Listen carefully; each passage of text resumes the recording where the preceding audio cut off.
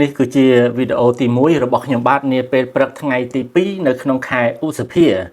អ្វីដែលត្រូវលើកយកមកជម្រាបជូនអស់លោកអ្នកនៅក្នុងវីដេអូនេះនោះគឺមានស្ថានភាព2 3ស្ថានភាពឯណោះដែលបានកើតឡើងនៅក្នុងនោះអ្វីដែលគួរឲ្យចាប់អារម្មណ៍គឺថាអេរ៉ង់គាត់បានបញ្ជូនសំណើចរចាតាមរយៈប្រទេសប៉ាគីស្ថានបញ្ជូនទៅអាមេរិកក៏ប៉ុន្តែគ្រាន់តែមិនទាន់ដឹងច្បាស់ថាសំណើថ្មីរបស់អេរ៉ង់នោះមានន័យយ៉ាងណានោះទេសុំអីខ្លះចរចាអីខ្លះឲ្យអាមេរិកបកគលឲ្យអីខ្លះគឺអត់ទាន់ច្បាស់លាស់នៅឡើយទេហើយក៏មិនទាន់ដឹងដែរថាលោកដូណាល់ត្រាំគាត់ព្រមមិនព្រមដែរនោះឬក៏ត្រូវតែណាត់ដើម្បីមកជួបគ្នាយ៉ាងណានោះគឺនៅឡើយទេអញ្ចឹងរហូតមកដល់ពេលនេះខាងអេរ៉ង់ដែលត្រូវបានរាយការណ៍ដោយសារព័ត៌មានជាច្រើនបានចេញផ្សាយថាបានបញ្ជូនសំណើថ្មីរបស់ខ្លួនទៅកាន់ប្រទេសប៉ាគីស្ថានដើម្បីឲ្យប៉ាគីស្ថាននេះបញ្ជូនសំណើនោះបន្តទៅអាមេរិកហើយអញ្ចឹងទេសូមអស់លោកអ្នកមេត្តាតាមដានមើលជាមួយនឹងខ្ញុំបាទហើយនៅមានអំពីសុខភាពរបស់ថ្នាក់ដឹកនាំកម្ពុជាអេរ៉ង់គឺលោកអាយ៉ាតូឡាម៉ូតាបាខាមេនីនេះឯងដែលមានអ្នកទីប្រឹក្សាជាន់ខ្ពស់របស់គាត់បាននិយាយច្បាស់ថាអត់អីទេសុខភាពគឺនៅល្អមាំមួនអត់ដូចពាក្យសម្ដីដែលសត្រូវរបស់ខ្លួនបានរាយការណ៍នោះទេបាទសត្រូវរបស់អេរ៉ង់ហ្នឹងគឺអាមេរិកបានរាយការណ៍ថាលោកម៉ូតាបានេះខ្ទេចខ្ទីខ្លួនប្រាណអស់ហើយដាច់ដៃដាច់ជើងខ្ទេចខ្ទីហើយប៉ុន្តែអត់អីទេបាទតាមការដែលចេញផ្សាយមកនេះគឺអត់អីទេហើយនៅមានស្ថានភាពមួយទៀតអស់លោកអ្នកថាមេដឹកនាំរបស់សាសនាអ៊ីស្លាមអេរ៉ង់នេះតទៅទៀតគាត់ថាបើលឺសូលោកដូណាល់ត្រាំថានឹងវាយអេរ៉ង់ម្ដងទៀតឲ្យខ្លីហើយខ្លាំងក្លានោះអញ្ចឹងគាត់នឹងឆ្លើយតបទៅវិញដល់គួរឲ្យឈឺចាប់បាទគាត់នឹងប្រើប្រាស់ការឆ្លើយតបទៅវិញដែលមិនធ្លាប់មានពីមុនមកណែដែលគេវាយខ្ទេចអស់ម្លឹងហើយនៅតែមិនទាន់បានឆ្លើយតបឲ្យមានដល់ពេលឥឡូវនេះពេលដែលគេវាយម្ដងទៀតទើបតែឆ្លើយតបអញ្ចឹងនៅក្នុងអត្ថបទទាំងនេះក៏មានដែរអញ្ចឹងសូមអស់លោកអ្នកមេត្តាជួបជាមួយនឹងខ្ញុំបាទម្ដងមួយដូចតទៅសំណើរបស់អេរ៉ង់ផ្ដល់ទៅដល់សន្ទុះក៏ប៉ុន្តែបញ្ហាដែលមិនទាន់បានដោះស្រាយប្រឈមនឹងភាពជាប់គាំងកាន់តែជ្រៅថាមានសំណើមួយតែផ្ដល់សន្ទុះនៅក្នុងការចរចាប៉ុន្តែបើនិយាយអំពីការជាប់គាំងកាន់តែជ្រៅនៅក្នុងបញ្ហាខ្លះហ្នឹងគឺអត់ទាន់បានដោះស្រាយចេញយោងទៅតាមប្រភពព័ត៌មានការចរចាដ៏មិនច្បាស់លាស់រវាងអេរ៉ង់និងអាមេរិកកំពុងតែជាប់គាំងខណៈពេលដែលទីក្រុងតេហេរ៉ង់បានផ្ញើសំណើដែលកែសម្រួលមួយទៀតទៅកាន់ទីក្រុងវ៉ាស៊ីនតោនតាមរយៈអ្នកសម្របសម្រួលប៉ាគីស្ថានបាទអញ្ចឹងឃើញផ្ញើថ្មីទៅហើយគ្រាន់តែអ្វីដែលជាបញ្ហាគឺនៅជាប់គាំងព្រោះថាអេរ៉ង់គាត់មិនព្រមលះបង់កម្មវិធីនុយក្លេអ៊ែររបស់គាត់អញ្ចឹងទេវានៅជាប់គាំងនៅកន្លែងហ្នឹងឥឡូវសំណើថ្មីផ្ញើទៅហើយយ៉ាងណាក៏ដោយលុះត្រាតែភាគីទាំងពីរដោះស្រាយបញ្ហាស្នូលចំនួនប្រឈមមុខទៅនឹងការអូសបន្លាយហើយភាពជាប់គាំងអាចកាន់តែជ្រៅវាមិនច្បាស់ទេថាតើសំណើថ្មីរបស់អេរ៉ង់មានន័យយ៉ាងណានោះហើយហេតុផលជាក់លាក់នៅពីក្រោយភាពជាប់គាំងនៅតែមិនច្បាស់លាស់ក៏ប៉ុន្តែប្រធានាធិបតីអាមេរិកដូណាល់ត្រាំនៅក្នុងសប្តាហ៍នេះត្រូវបានគេរាយការណ៍ថាបានបដិសេធសំណើរបស់អេរ៉ង់មួយថ្មីទៀតដែលស្នើសុំពជាពេលនៅក្នុងការចរចាកម្មវិធីនុយក្លេអ៊ែរហើយជំនួសមកវិញនៅអត្ថភាពដើម្បីបើកច្រកសមុទ្រហ័រមូសក៏ដូចជាការបិទកំពង់ផែរបស់អេរ៉ង់នេះគឺជា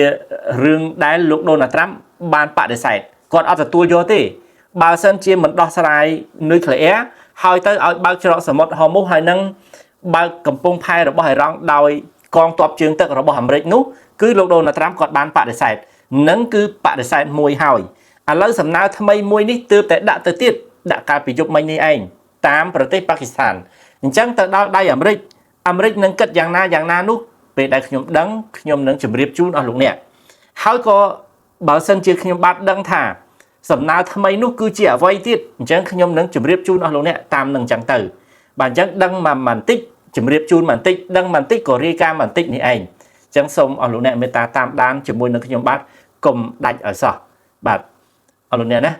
ក៏ដូចជារឿងរំខានមួយដែរប៉ុន្តែក៏ជាការចង់ដឹងចង់ឮ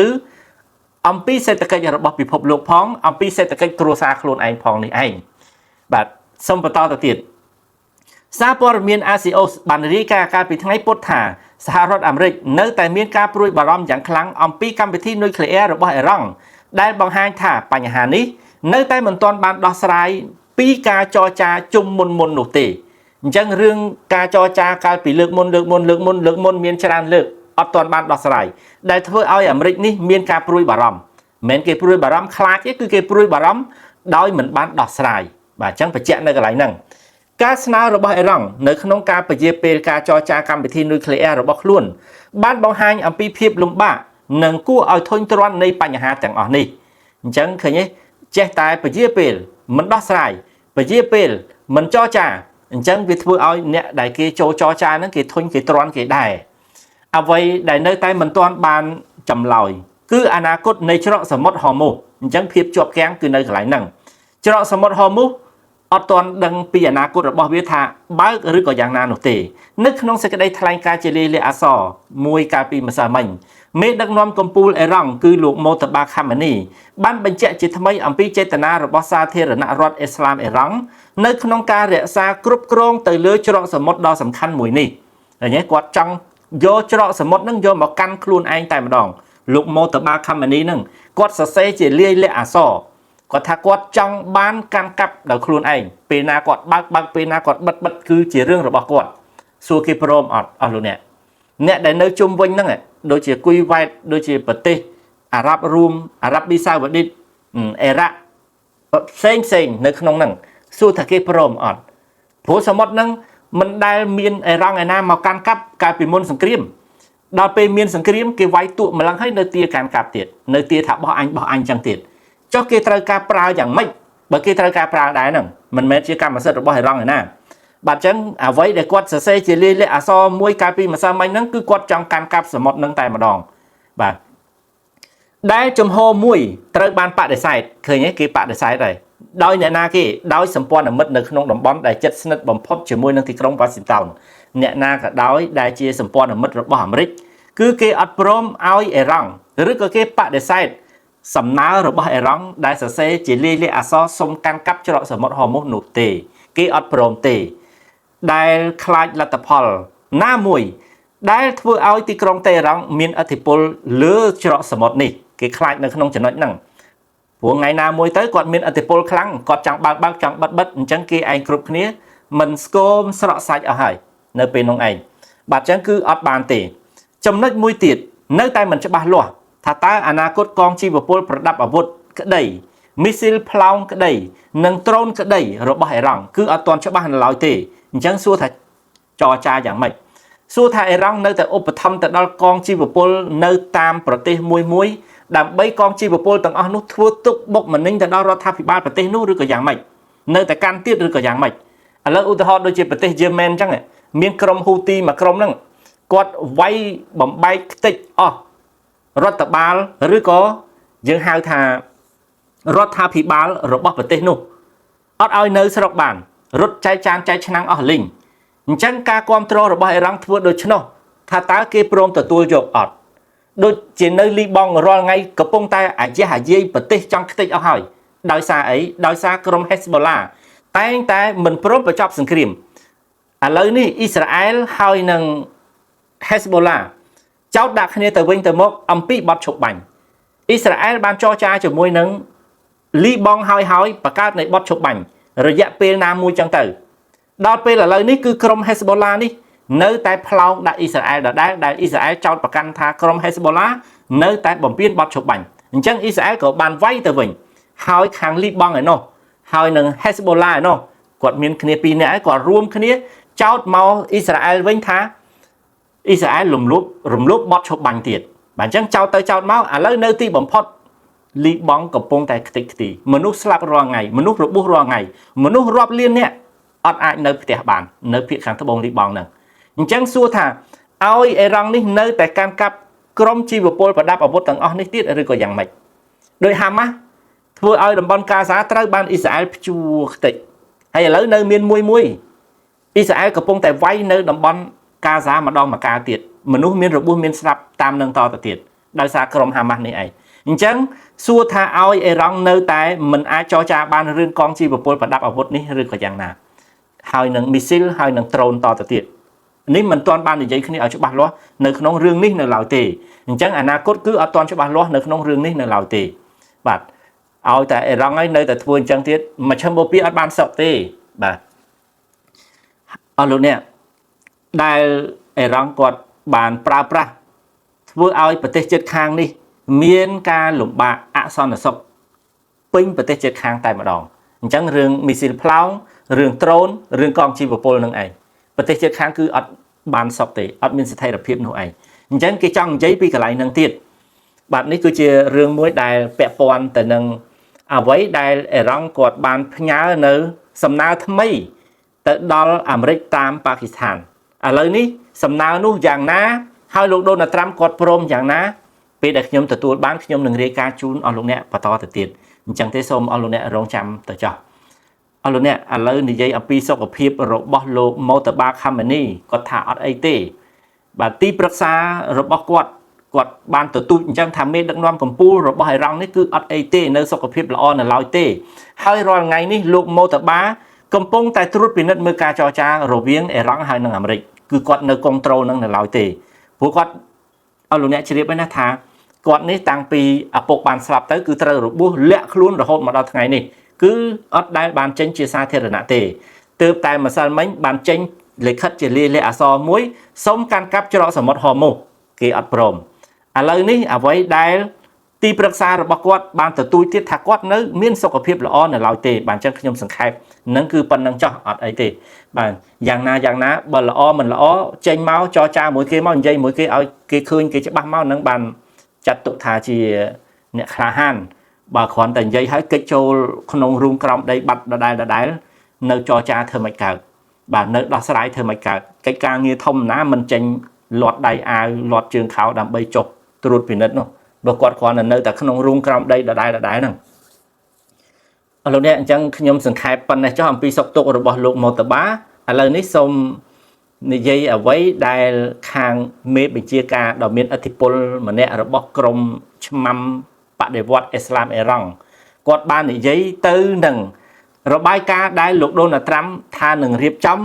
វាយប្រហារដ៏ខ្លីដ៏ខ្លាំងក្លាមកលើអេរ៉ង់នាពេលបន្តិចទៀតនេះអញ្ចឹងគាត់នឹងឆ្លើយតបគាត់ថាអញ្ចេះការឆ្លើយតបទៅនឹងរបាយការណ៍លោកត្រាំបានទទួលណែនាំផែនការវាយប្រហារថ្មីមេបញ្ជាការអេរ៉ង់បាននិយាយថាកងកម្លាំងត្រៀមខ្លួនរួចជាស្រេចដើម្បីសងសឹកដ៏ឈឺចាប់ណាគាត់និយាយចឹងមេបញ្ជាការយោធាជាន់ខ្ពស់អេរ៉ង់ម្នាក់ដែលបានឆ្លើយតបទៅនឹងកាលពីថ្ងៃសុក្រចំពោះការវាយប្រហារដែលជារបាយការណ៍របស់លោកដូណាល់ត្រាំអញ្ចឹងអត់ទាន់វាយនៅឡើយទេណាគ្រាន់តែរបាយការណ៍ថានឹងវាយប្រហាររបស់លោកដូណាល់ត្រាំអញ្ចឹងខ្ញុំបានរៀបចំវីដេអូមួយឬក៏ពីរវីដេអូដែលបញ្ជាក់ថាលោកដូណាល់ត្រាំនឹងវាយអេរ៉ង់ម្ដងទៀតអញ្ចឹងមេបញ្ជាការជាន់ខ្ពស់របស់អេរ៉ង់ម្នាក់នេះគាត់ឮសូររបាយការណ៍ហ្នឹងគាត់ថាគាត់នឹងឆ្លើយតបត្រូវតែ